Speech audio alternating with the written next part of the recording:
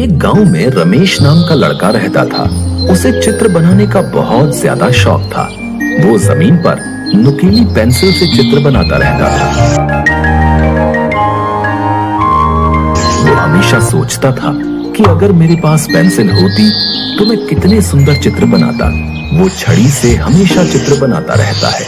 एक दिन जब चित्र बना रहा था तो उसे एक बूढ़ी औरत मिली।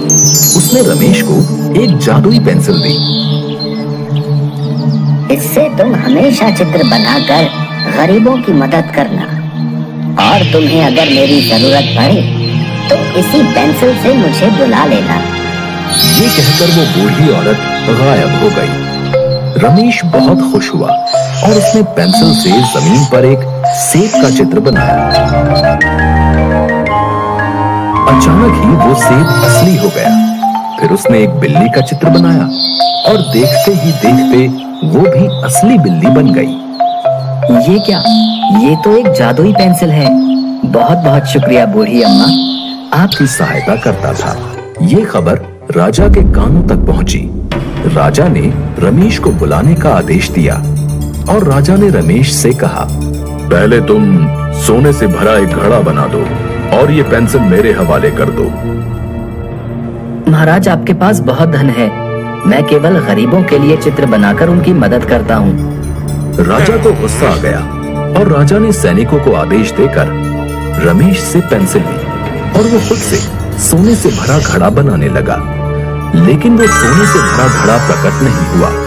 राजा ने सेनापति को पेंसिल से चित्र बनाने को कहा, लेकिन उस चित्र से भी कोई भी वस्तु प्रकट नहीं हुई। ये सब देखकर राजा और अधिक क्रोधित हो गया।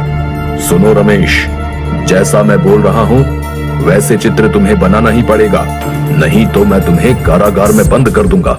रमेश मन ही मन में सोचने लगा, अगर वो राजा की आज्ञा का पालन नहीं करेगा तो राजा उसे कारागार में बंद कर देगा, तो वो गरीब लोगों की मदद नहीं कर पाएगा। वो चतुर था। उसने तुरंत पेंसिल उठाई और उस बूढ़ी औरत का चित्र बना दिया और वहां बूढ़ी औरत प्रकट हो गई। उस बूढ़ी औरत ने राजा को समझाया, प्रणाम महाराज। सच कहूं तो आपके पास धन की कोई कमी नहीं है, लेकिन वाकई में जो गरीब है, रमेश उनके लिए ढेर सारी खुशियां लाने का काम कर रहा है।